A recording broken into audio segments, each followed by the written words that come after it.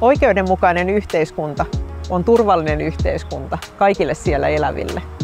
Mulla ja EUlla on yhteisiä arvoja, oikeusvaltioperiaate ja perusoikeuksien kunnioittaminen. Oikeusvaltiossa kaikilla on pääsy julkisiin palveluihin. Ihmiset luottaa viranomaisiin ja korruptio ja vallan väärinkäytökset estetään.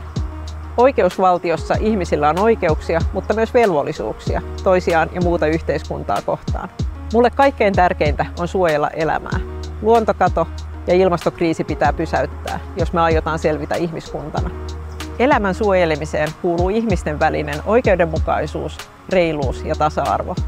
Mulle reiluus tarkoittaa sitäkin, että kun tehdään ilmastotoimia, ne ei saa muodostua yhden ihmisen kannalta kohtuuttomiksi.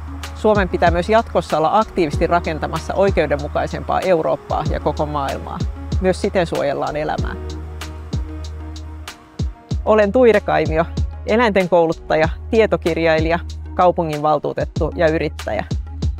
Anna ääni luonnolle, eläimille ja ihmisille. Äänestä EU-vaaleissa 9.6.